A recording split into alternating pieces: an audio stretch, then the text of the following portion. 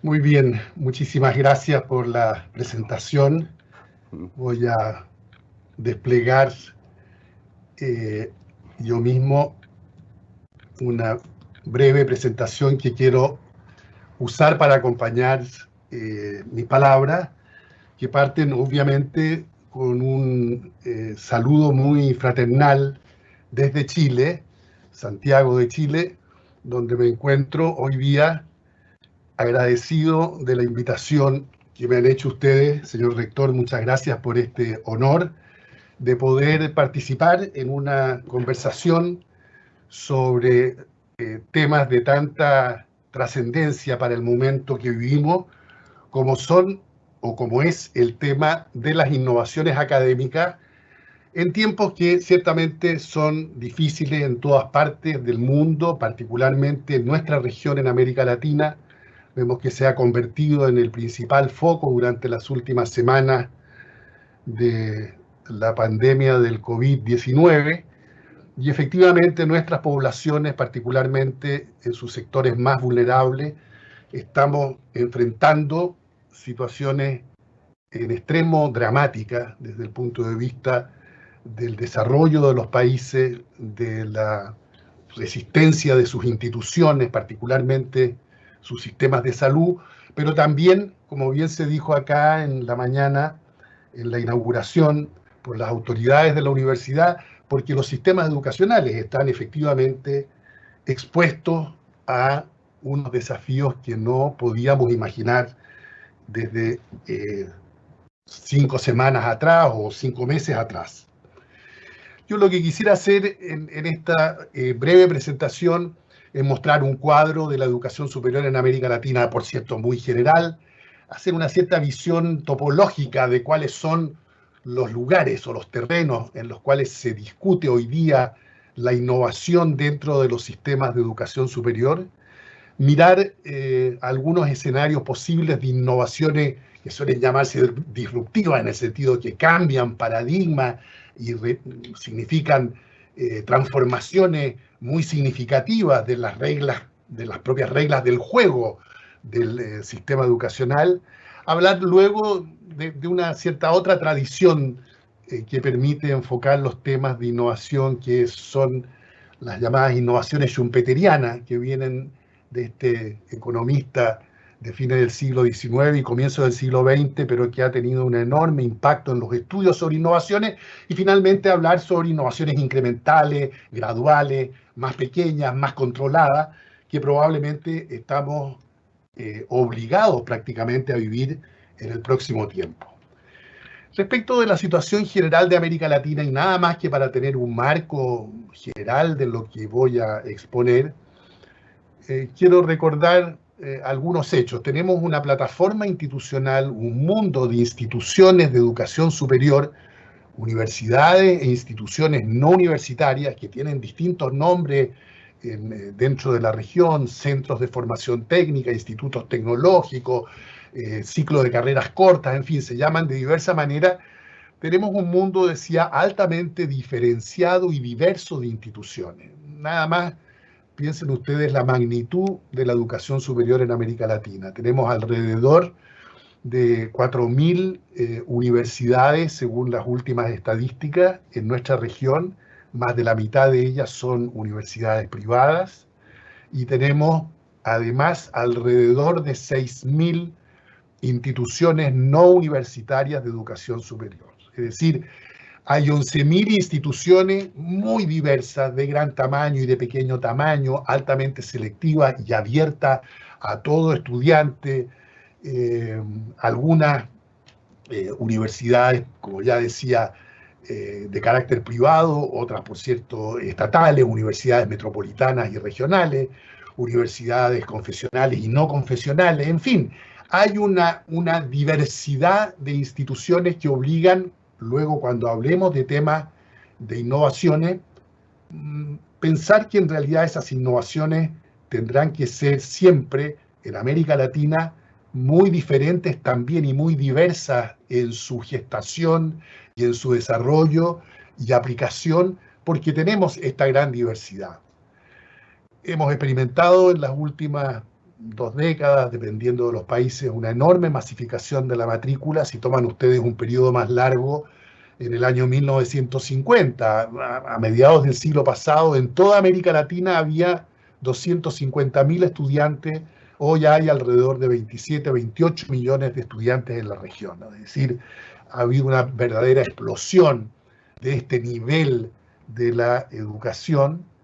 que también transforma completamente el tipo de estudiantes que hoy día acceden a nuestras universidades e instituciones no universitarias. Ya no provienen exclusivamente de una minoría, de las élites del país, de una clase social burguesa o profesional, sino que hoy día efectivamente tenemos una gran heterogeneidad de la población estudiantil.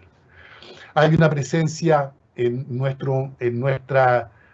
instituciones, hay un predominio muy claro de la docencia, la certificación de conocimiento, el desarrollo de habilidades, de competencia, la construcción de identidades técnicas o profesionales,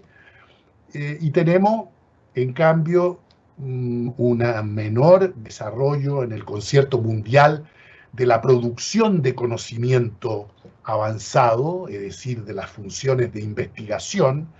que además tienden a encontrarse relativamente concentradas en pocas instituciones dentro de la región. Es decir, si hay acá 4.000 universidades, bueno, las que realmente realizan docencia e investigación de manera sistemática en la frontera del conocimiento podrán ser, en el mejor de los casos, el 100, el 5% o el 10% del total de universidades. Tenemos un modelo docente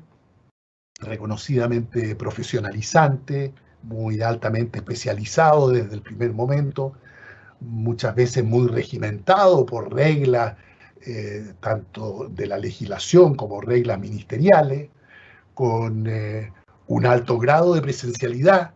Toda nuestra docencia prácticamente en América Latina ha sido históricamente presencial, lo sigue siendo hoy día, claro, interrumpida por la epidemia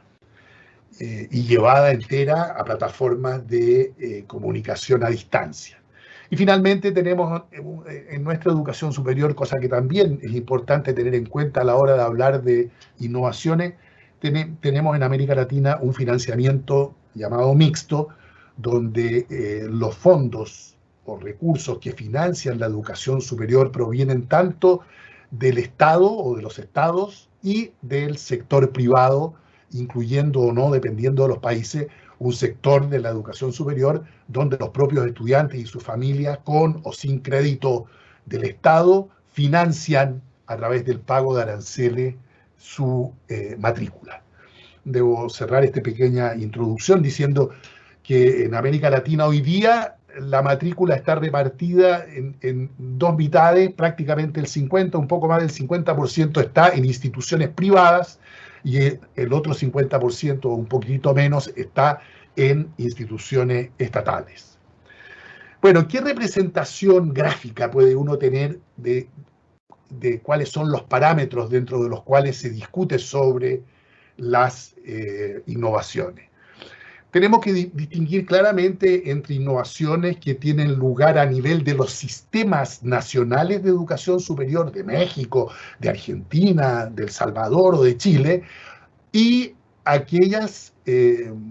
innovaciones que tienen lugar dentro de instituciones individualmente consideradas, la Universidad de La Salle o la propia Universidad Diego Portales donde yo trabajo, o la UNAM o la Universidad de San Pablo en Brasil. Ahí estamos hablando de otro nivel de complejidad de las innovaciones. Y ellas pueden ser, topológicamente hablando, pueden ser operar en los niveles verticales o en el plano horizontal. En el nivel vertical, cuando hablamos del sistema, por ejemplo, es muy distinto hablar de innovaciones en las universidades que hablar de innovaciones, por ejemplo, en centros o institutos técnicos o tecnológicos que solamente ofrecen carreras cortas de 2 años de duración directamente orientadas al mercado laboral. O es muy distinto si hablamos verticalmente dentro de las instituciones hablar de innovaciones metodológicas en el plano docente, de las didácticas, incluso de las tecnologías que estamos usando, si discutimos sobre carreras de primer grado, de bachillerato, de licenciatura, como se llaman habitualmente en América Latina, que si estamos discutiendo sobre innovaciones a nivel, por ejemplo, de maestría y de programas de doctorado.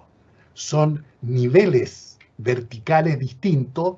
que obligan a pensar más sutilmente también qué innovaciones uno puede aplicar en uno u otro de estos niveles. Y si hablamos horizontalmente, bueno, podemos hablar a nivel de sistema de innovaciones en los sectores estatales o privados, o en los sectores a nivel federal o estadual, o de provincias o de municipios, dependiendo de la organización política del Estado de cada una de las regiones. Y son efectivamente posibilidades, oportunidades distintas de innovación, y muchas veces las innovaciones adquieren dinámica y tienen un carácter diferente, por ejemplo, entre instituciones públicas o estatales e instituciones privadas. Y en el sentido interno de las instituciones,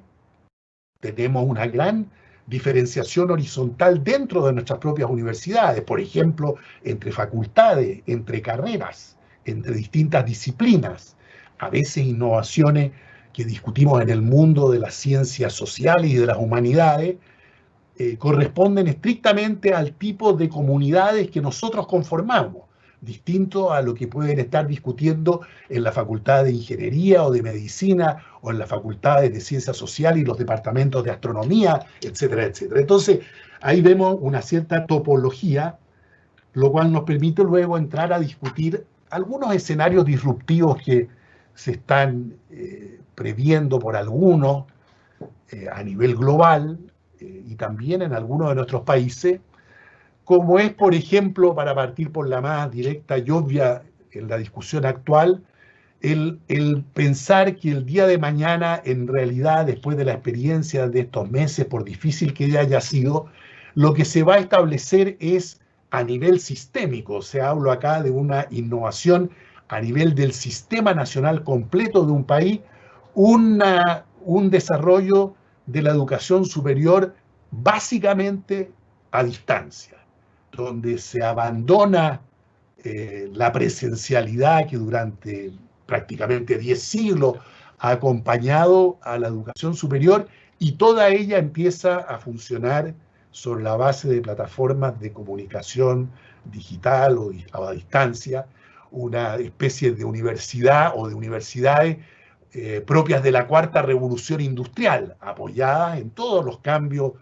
que estamos viendo se van a experimentar, de acumulación masiva de datos y su posible explotación, de dispositivos de inteligencia artificial, de simuladores virtuales para la enseñanza, en fin,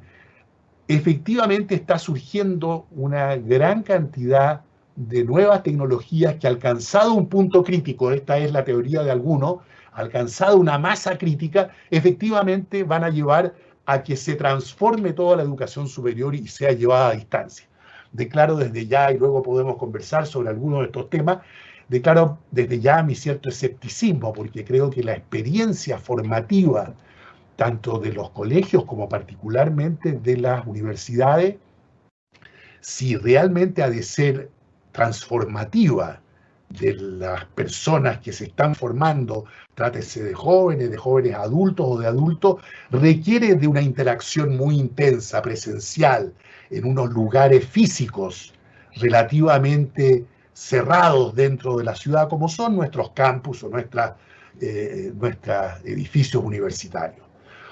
Muy ligado al anterior, se habla de otra posibilidad de educación, de innovación disruptiva. Uno podría llamarla la educación desnacionalizada o puesta bajo el control de la provisión que globalmente hacen ciertas industrias multinacionales que, basado en la experiencia de los famosos MOOCs, ¿no?, de los programas, de los cursos abiertos de provisión masiva, que desde un centro determinado, Coursera por ejemplo, o algunas universidades, como las universidades inglesas más tradicionales, tienen programas de humanidades maravillosos que se pueden utilizar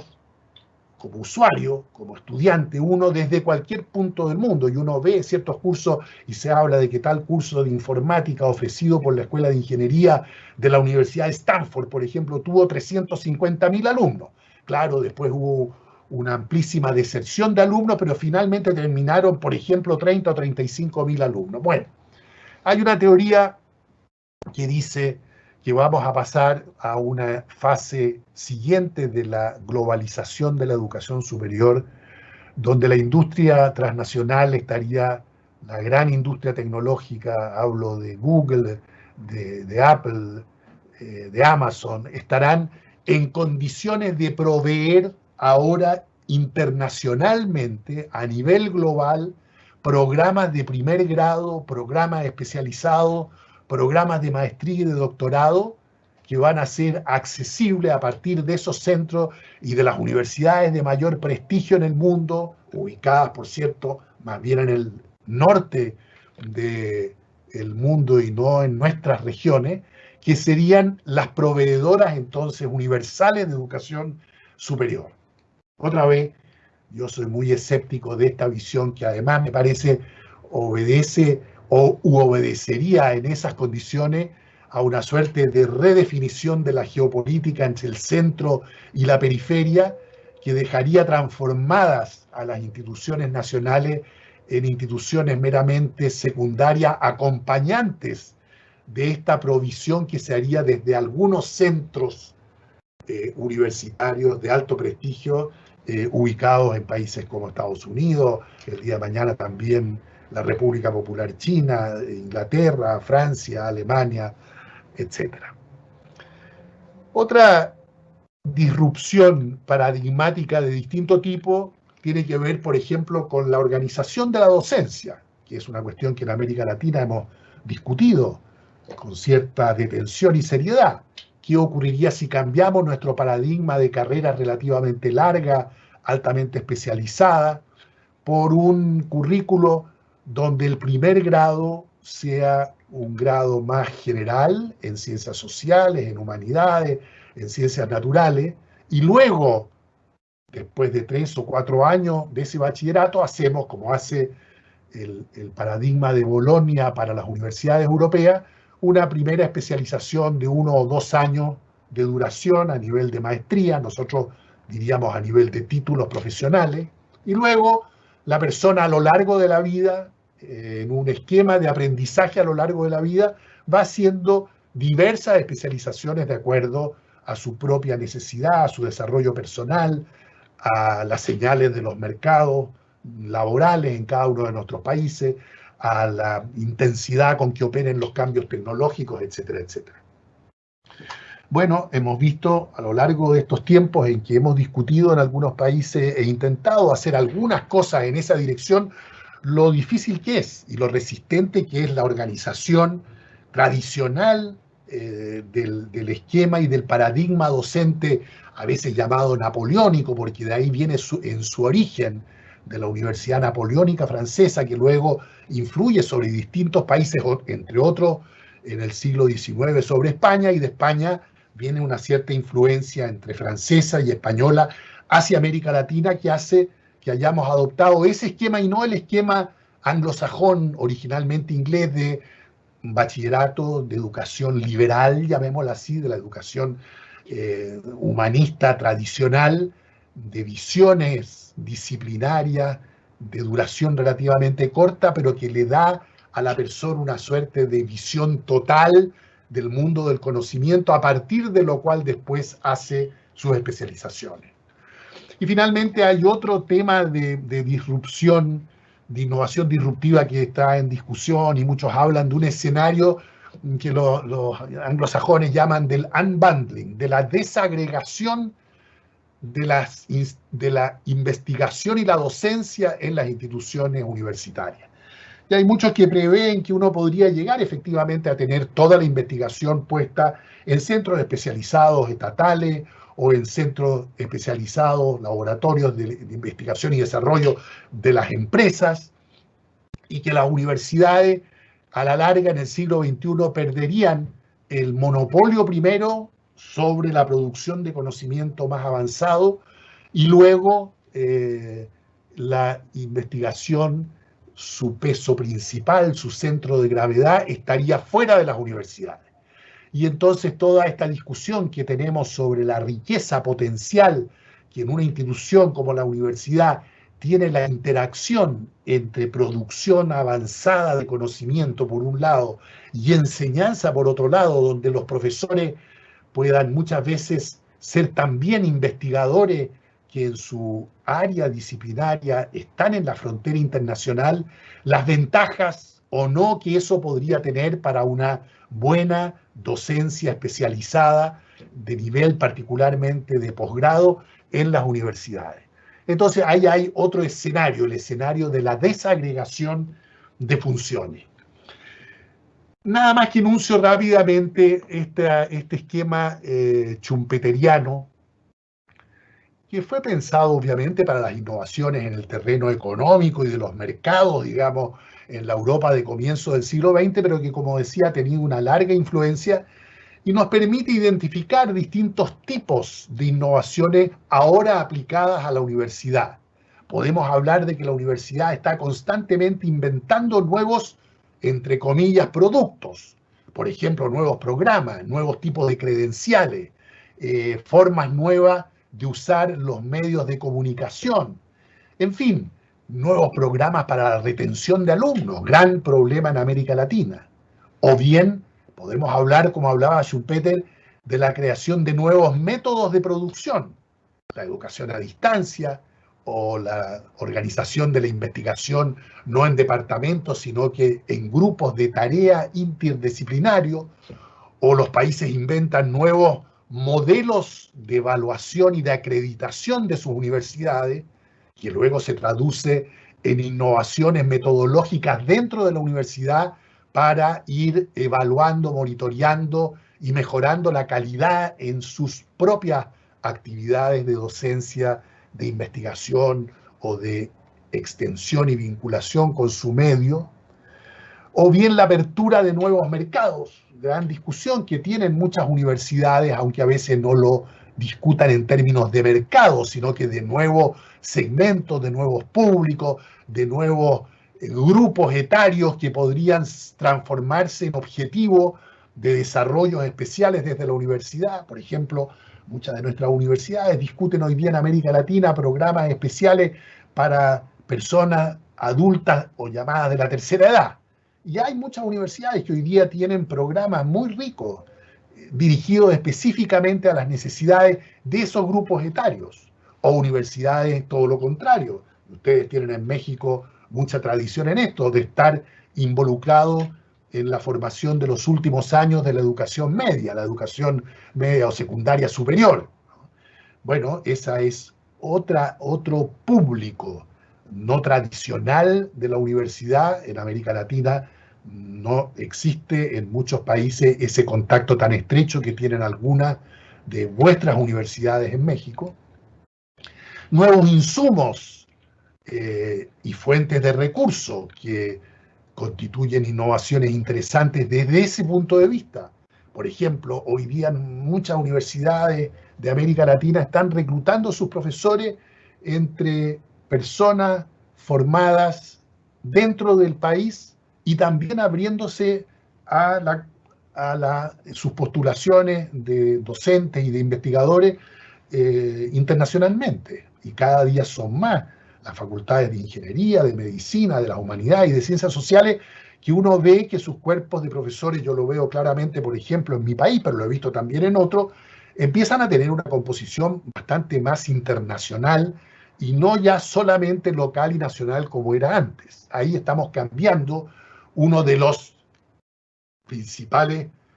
insumos que las universidades tienen, que es su propio personal académico, o universidades que se van a ver forzadas durante los próximos tiempos a buscar recursos alternativos, dado que sabemos que América Latina va a entrar en una situación de grandes dificultades de crecimiento de su economía, la posibilidad de aumentar la carga tributaria, los impuestos, para que el Estado tenga mayores recursos y pueda gastar más en programas sociales, va a ser muy estrecha y limitada, por un lado, y por otro lado va a haber una gran competencia por ver dónde se van prioritariamente los recursos del Estado, si a programas sociales para los sectores más pobres focalizadamente, si a fortalecer nuestro sistema de salud, que hemos visto y ha quedado al descubierto, digamos, muchas precariedades y debilidades que sabíamos y que discutíamos, pero que no las vimos, digamos, tan dramáticamente como las hemos visto ahora, y por lo tanto tendremos a muchas de nuestras instituciones buscando fuentes alternativas de recursos y teniendo que innovar en su gestión, vamos a decir, económico-financiera para poder efectivamente soportar un gasto que es muy difícil que disminuya en nuestras universidades por la propia lógica de funcionamiento de nuestro sector, y por lo tanto hay que salir y buscar nuevas fuentes de recursos. Y finalmente hablaba Schumpeter de innovaciones en términos de sectores industriales completos, que coincide mucho con lo que acabamos de ver hace un momento de las innovaciones disruptivas, donde surge una nueva industria, por ejemplo, de la educación superior a distancia, cosa que ha venido ocurriendo incrementalmente con los MOOCs, con las dobles titulaciones entre universidades de distintos países, con la altísima rotación de estudiantes y circulación de estudiantes, una suerte de renacer de la famosa peregrinatio académica que existía durante la Edad Media, donde los estudiantes y los maestros circulaban dentro de, el circuito de la universidad de la cristiandad europea, y los docentes solían tener una licencia especial para enseñar en cualquier universidad, podía ser en París o podía ser en Bolonia o en las universidades españolas de Salamanca y Alcalá, en fin. Eso hoy día ha alcanzado un enorme desarrollo y por lo tanto, en términos schumpeterianos, uno podría hablar de reorganizaciones de sectores industriales completos o del surgimiento a nivel global de una nueva industria que obligue también a redefinir desde el punto de vista nacional ahora a las propias instituciones locales. Y finalmente,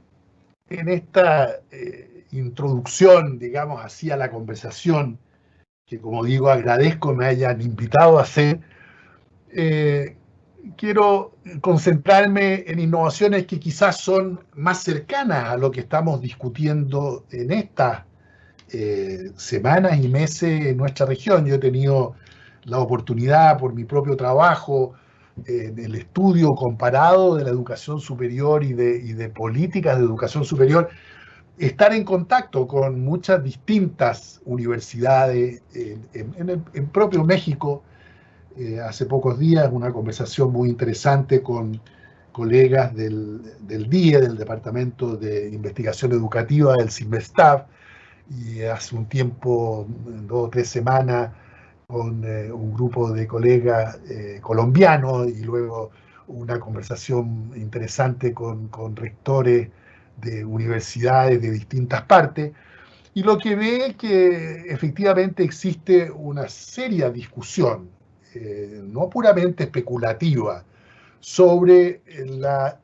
entre comillas, otra vez, hibridación de la docencia. Es decir, el hecho de haber tenido que realizar esta especie de aprendizaje hiper forzado, de emergencia, de cómo levantar y mantener una docencia universitaria o en general de la educación superior, llevándola en pocos días y semanas desde la presencialidad completa a la completa educación a distancia, o por lo menos una educación a distancia, digamos así, de emergencia. No lo que uno imaginaría es un paradigma bien planificado, coherente, con objetivos claros, con metodología adquirida y socializada entre los profesores, con materiales completamente distintos o complementarios a los que estamos acostumbrados a usar. Bueno, hecha esta experiencia, habiendo tenido esta curva tan pronunciada de aprendizaje, nuestros directivos, nuestros académicos, nuestros profesionales en las universidades, en labores de todo tipo, y los estudiantes, y los propios países, sus autoridades ministeriales, secretarías de educación, etcétera, ¿acaso no tendremos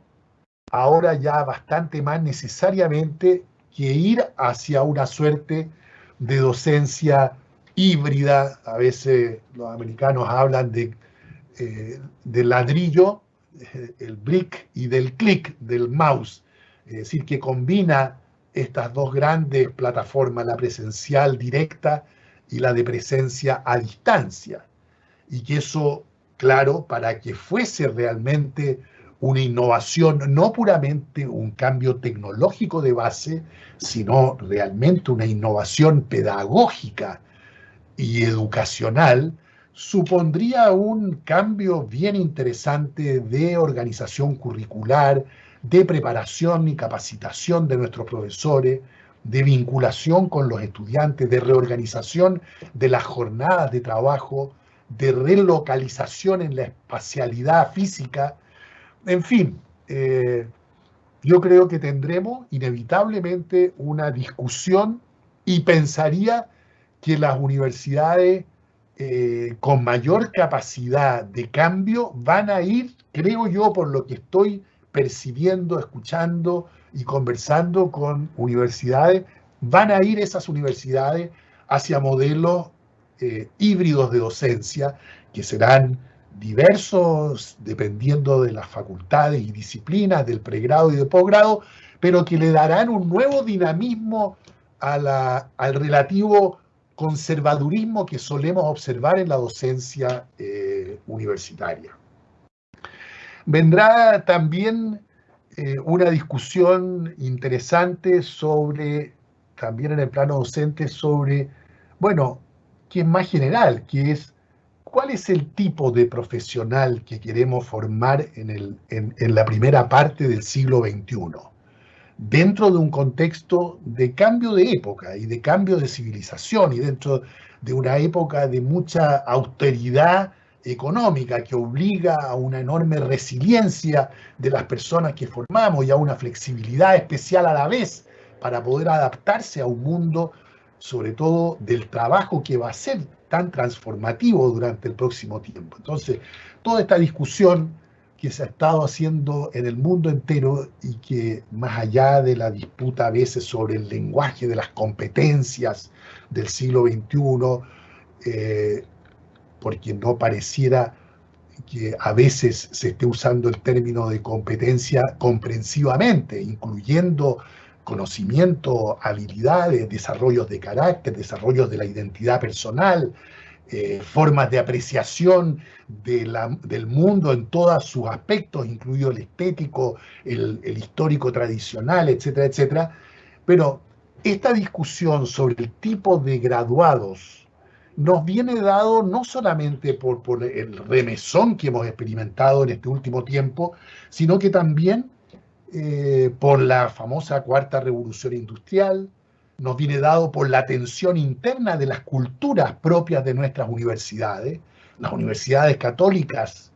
del mundo y de América Latina en particular, qué duda cabe, tienen aquí un terreno enorme de enriquecimiento de la propia visión del tipo de personas que queremos formar durante esta primera mitad del siglo XX. ¿Qué tipo de formación de humanidades estamos en condiciones de entregar a nuestros estudiantes, cualquiera sea la carrera que ellos están siguiendo? ¿Qué tipo de visión de mundo y de orientación de mundo estamos en condiciones de inculcar a través del trabajo de nuestras instituciones? En fin, el tema curricular, que tendemos a discutir muy técnicamente entre aquellos especialistas en currículum universitario y profesores de trayectoria que tienen su doctorado y que discuten técnicamente sobre el currículum y piensan en las formas de acreditación de su propio país y en las formas internacionales de acreditación de algunas carreras, como ocurre con ingenieros, arquitectos, médicos, etcétera. En realidad nos obliga hoy día, a la luz de esta cambio de paradigma ya general de época que estamos viviendo, nos obliga efectivamente a ir en profundidad a una discusión sobre el tipo de persona que queremos y podemos y necesitamos formar. Otras cosas tienen que ver, obviamente, con innovaciones incrementales de otro plano. Qué duda cabe, ya lo anunciaba antes, nuestras universidades, nos guste o no, van a tener que optimizar todo tipo de procesos durante los próximos años porque van a tener que tratar de hacer lo mismo o más de lo que venían haciendo y mejor en cualquier caso con los mismos o menos recursos. Y eso no tiene otra solución en las organizaciones de cualquier tipo y también en las organizaciones universitarias que optimizar procesos, llevándolo a una mejor gobernanza dentro de las universidades, a revisar nuestros procesos de decisión, a comprometer de una manera más intensa al cuerpo académico y al cuerpo estudiantil, la comunidad estudiantil de nuestras instituciones, en un cambio de óptica respecto de los comportamientos que necesitamos desarrollar y de los valores que necesitamos adoptar para que efectivamente nuestras instituciones puedan cumplir de mejor forma en un marco de recursos restrictivos. Y esto, por ejemplo, tiene un gran sentido social cuando hablamos de la deserción y del abandono temprano. Las cifras que se daban hace algún momento por el colega vicerrector de la universidad cuando hablaba de las cifras generales para México, pero eso ocurre en todas partes de América Latina y lo estamos viviendo, no sé, en Uruguay y en Costa Rica y también en Colombia. En todas partes estamos enfrentando una situación donde ya antes de la pandemia estábamos viviendo cifras de que en algunas carreras y facultades, en algunos tipos de programas, la deserción podía llegar al 50%, que efectivamente eso efectivamente tiene un costo humano, económico, financiero, pedagógico para las universidades enorme, ¿no? Y en momentos de estrechez, como los que vamos a vivir en la década que viene, bueno, las instituciones tendrán hacia adentro que optimizarse y hacia afuera tendrán que generar nuevas iniciativas de distinto tipo para buscar formas inteligentes, no mercantiles en el sentido destructivo del término, sino creativamente comerciales para poder efectivamente aumentar sus fuentes de ingreso. ¿Tendrán que generar mayores recursos a través de la conversación con el Estado? Claro que sí, pero sabemos que el Estado va a estar muy limitado. ¿Tendrán que generar recursos en el contacto con una sociedad civil que va a estar pasando por situaciones difíciles? Claro que sí, pero tendrá la universidad que tener estrategias y usar tácticas muy afinadas para, sin distorsionar ninguna de sus misiones esenciales, de sus actividades fundamentales, poder ir a recoger recursos de distinto tipo, no necesariamente dinerarios, monetarios, pero recursos, insumos de distinto tipo para poder enriquecer su actividad. Bueno, estimadas y estimados colegas, esto es la introducción que quería hacer para vuestra conversación. Estoy, por cierto, a disposición de ustedes para el momento de preguntas y respuestas, y les agradezco nuevamente el honor y la posibilidad que me han dado, el privilegio en realidad de poder participar en este 20º encuentro. Muchas gracias. Muchas gracias, doctor Brunner. Bueno, pues tenemos varias preguntas que, un poco viendo la naturaleza, las podríamos ubicar en temas alrededor de las innovaciones, la educación virtual, la educación a distancia y la investigación. Me voy a referir inicialmente a algunas de las preocupaciones de nuestros profesores. Una de ellas tiene que ver, y esto lo menciona el profesor René Flores, sobre si el futuro, dentro de estas tendencias que usted menciona, va a prevalecer la educación a distancia, ¿qué pasará con las comunidades que no tienen acceso a la tecnología? evidentemente es todo un tema. Le quiero juntar algunas de estas preocupaciones, también a lo mejor para tener una respuesta en lo general. El maestro Javier Alfonso Carrión también le pregunta, ¿será acaso que la pandemia ha sido el gran detonador para que aún ya pasada esta continúe la educación virtual? Desde su óptica, ¿qué pasará en el futuro con los grandes espacios físicos de las grandes universidades ante el nuevo concepto de la virtualización? Que también pues ha sido un debate que yo lo recuerdo mucho también a nivel internacional. También muy interesante, ¿cómo impactará la inteligencia artificial a la actividad docente? ¿Cuáles serán sus implicaciones técnicas y éticas en la interacción alumno-docente? Esto lo menciona el profesor Luis Hernández de la Facultad de Derecho. Estas, le digo, son algunas de las preocupaciones en esta primera línea, si nos permite, y después le hago también las preguntas relacionadas con innovación en general y con la investigación. Muy bien, muchas gracias, José. Sí, son preocupaciones obviamente muy interesantes. No tengo yo la posibilidad de explayarme sobre ellas, pero creo que lo que la pandemia y su crisis ha traído consigo es una mayor conciencia, espero yo, y no solamente en las propias instituciones universitarias y escolares, tal vez más todavía en el sistema escolar que en las instituciones de educación superior, pero también para los gobiernos estaduales o para los gobiernos federales,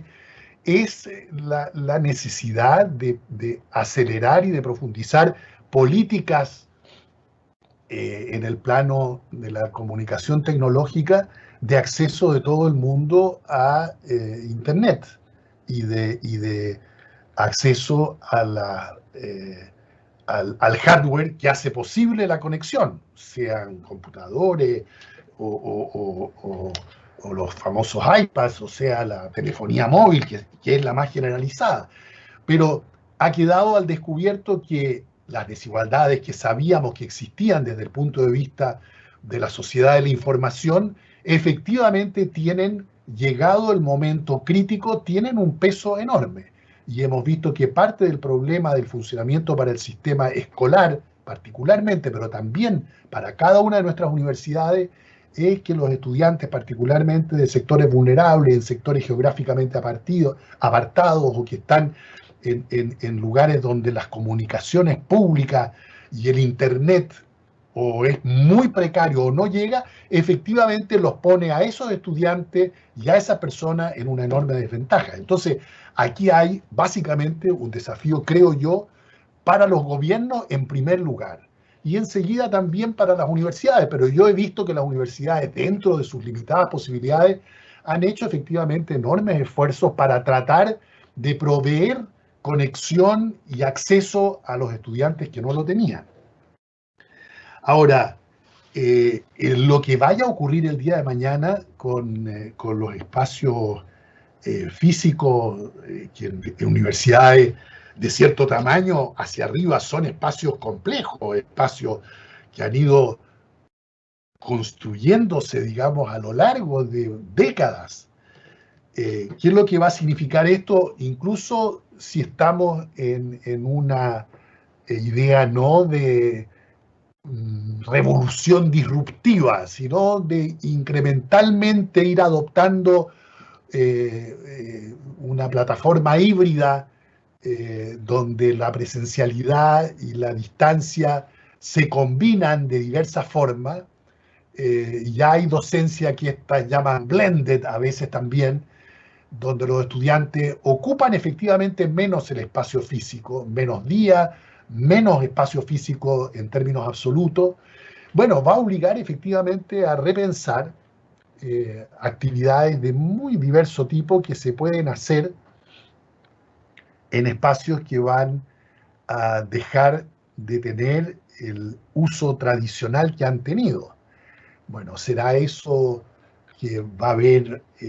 mayor espacio para actividades, por ejemplo, con las comunidades que rodean a nuestras instituciones, tanto escolares como universitarias. ¿Será que vamos a inventar, a propósito de la existencia de otros lugares, también fortalecer todo lo que tiene que ver, que en América Latina todavía no se ha desarrollado en forma, todo lo que tiene que ver con educación continua y aprendizaje permanente a lo largo de la vida? Y ahí tener también ejercicios relativamente blended o híbridos, pero donde el espacio va a ser ocupado a otras horas, en otros momentos, para otro tipo de actividad. O bueno, vamos a inventar, esta es la parte interesante, vamos a inventar, cuando estemos en esa situación, se va a agudizar la imaginación y la capacidad colectiva y la inteligencia distribuida que tenemos dentro de nuestras universidades para inventar nuevas cosas, ¿no? Que no se nos van a ocurrir ahora en esta conversación, pero que efectivamente podemos y vamos a tener que inventar. Y el problema del uso de la inteligencia artificial y de su estatuto ético, por cierto, que es un tema de la máxima importancia, sobre todo porque una parte de lo que permite, obviamente, la inteligencia artificial y el acceso a datos masivos y minuciosos sobre los estudiantes y su comportamiento, tiene que tener unas ciertas restricciones y unos ciertos aprendizajes respecto de, bueno, cómo se compatibiliza todo aquello con el derecho a la intimidad a la intimidad y a la privacidad de las personas, qué tipo de información y cómo puede utilizarse, porque realmente este tipo de plataformas, y la que estamos usando hoy día misma, permiten el recoger una gran cantidad de información que muchas veces las personas que lo estamos usando no somos plenamente conscientes, pero además están aprendiendo mucho de nuestros hábitos, de qué es lo que leemos, de qué compramos, de cómo conversamos, de qué tipo de tópicos son los tópicos que nos interesan. Y ya lo hemos visto, cualquiera que sea usuario intensivo de Amazon sabe cómo por inteligencia artificial hoy día un comprador intensivo o compulsivo, como son muchos académicos de libros, de textos, etcétera, cómo el proveedor empieza a tener un cuadro cada día más completo de los gustos, de los tópicos que uno está estudiando, de cuáles son las necesidades que está teniendo en este momento, y uno dice, pero ¿cómo puede ser? Y eso viene efectivamente del uso de estas nuevas formas tecnológicas propias de la cuarta revolución, que le entregan, entre otras cosas, a las facultades de Derecho, efectivamente, un enorme campo, y en general a quienes trabajan en ética de las tecnologías, particularmente de las tecnologías de información, le entregan un campo muy interesante en que la universidad tiene que hacerse parte de ese tipo de discusiones.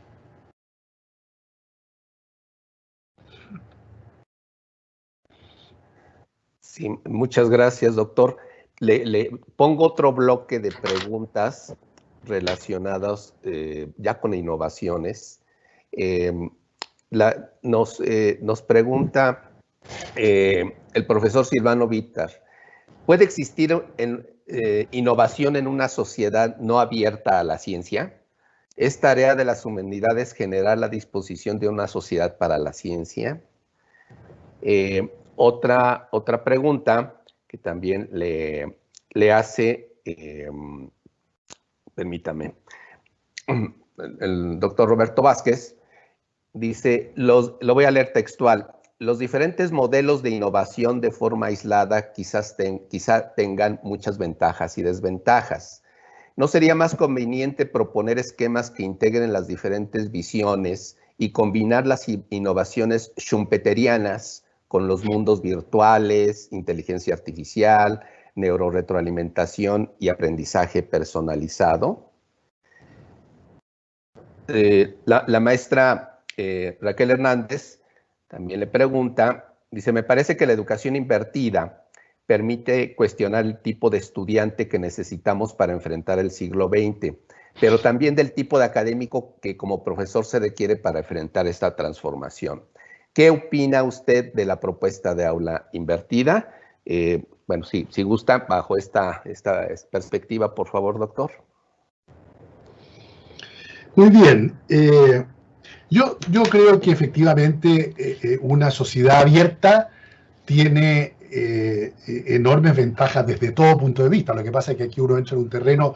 que va, digamos, que toma una visión completa respecto de la sociedad. ¿Qué tipo de preferencias tiene uno? Porque pudiera ser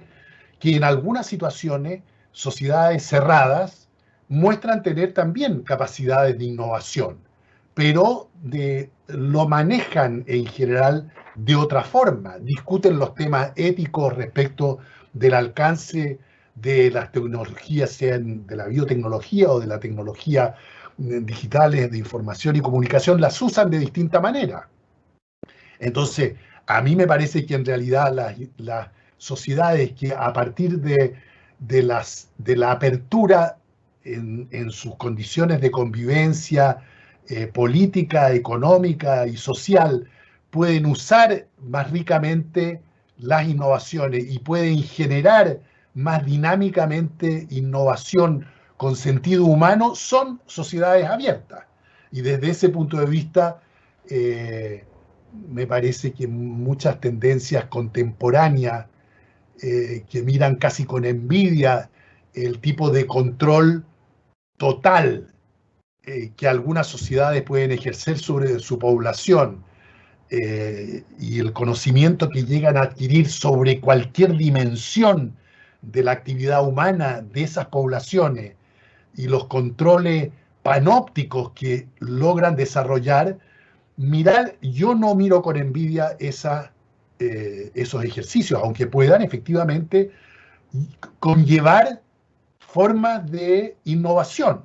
y formas de producción de conocimiento que puede estar validado entre pares a nivel global en las revistas científicas internacionales. Pero como digo, ya hay unas preferencias generales del tipo de sociedad que uno cree que puede darle, digamos así, la mayor humanidad posible a los avances tecnológicos que estamos viendo ocurrir en el siglo XXI.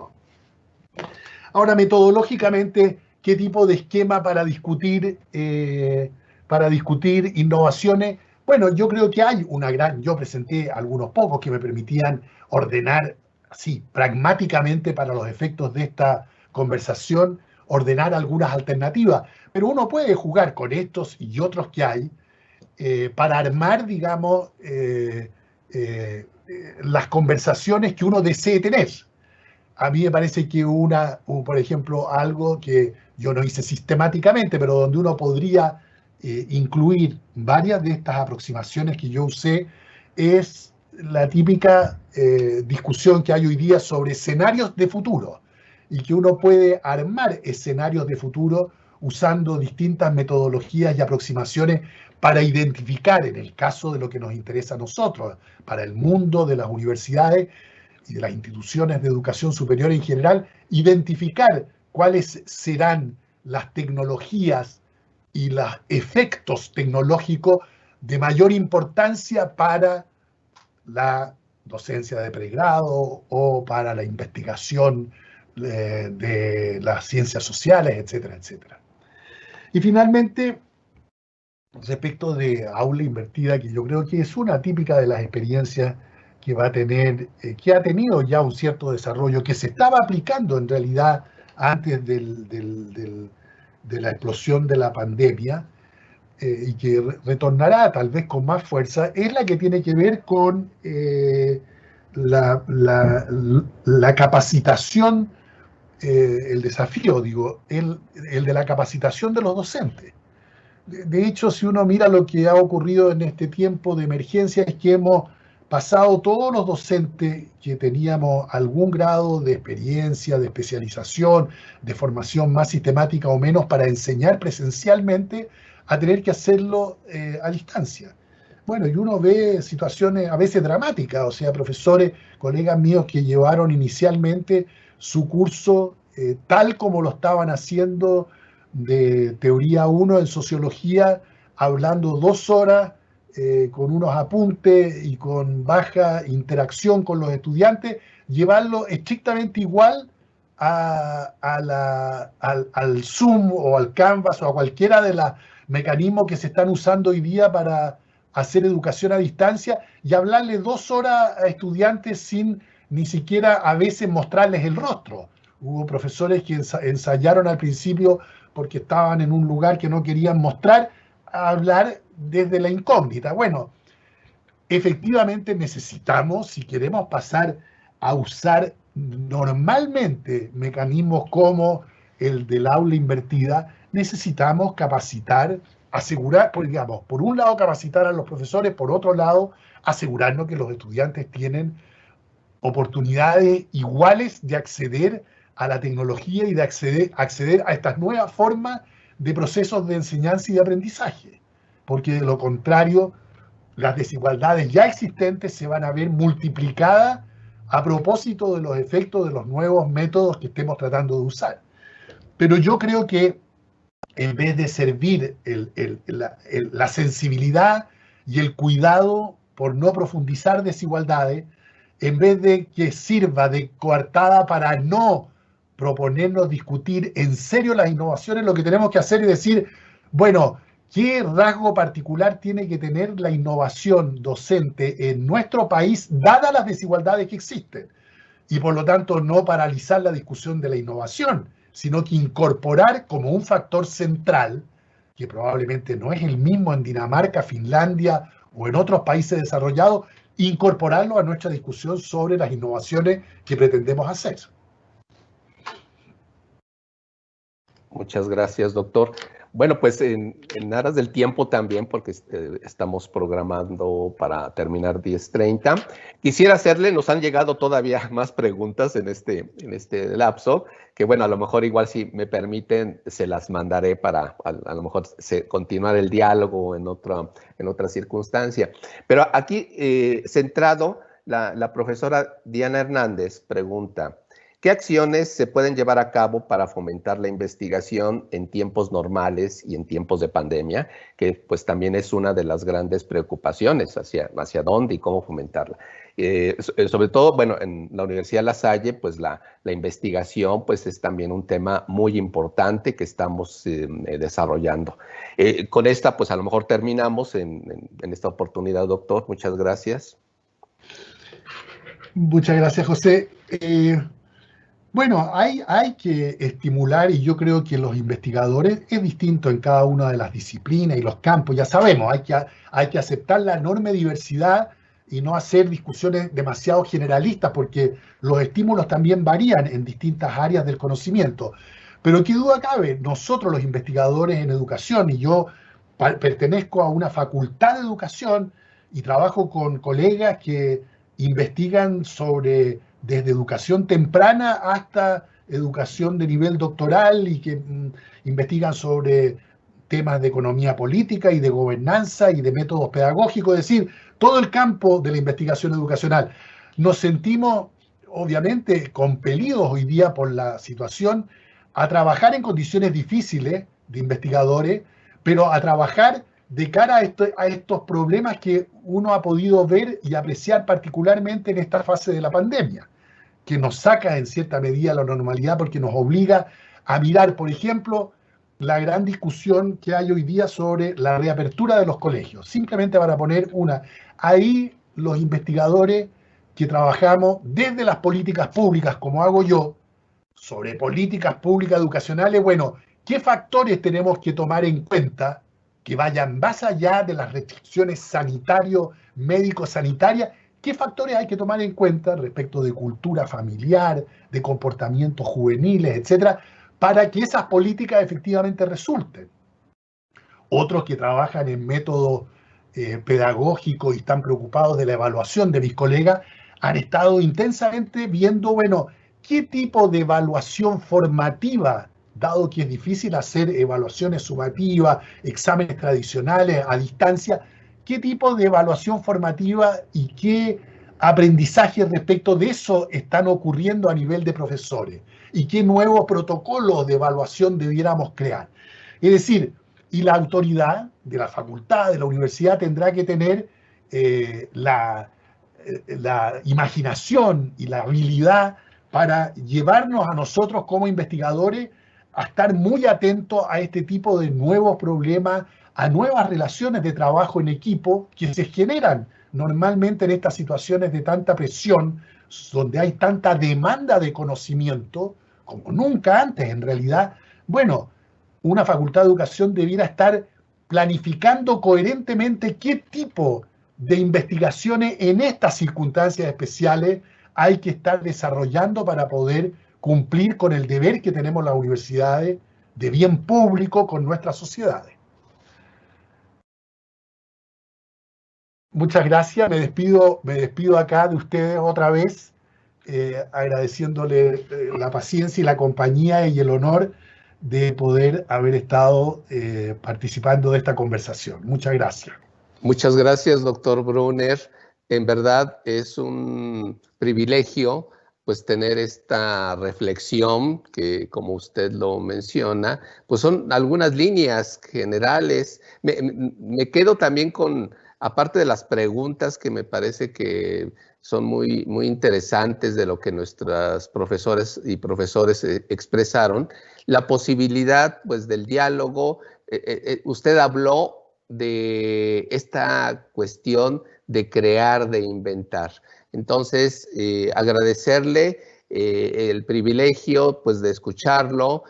Finalmente, usted es una de las voces indispensables en América Latina con relación a los temas de educación superior. Y bueno,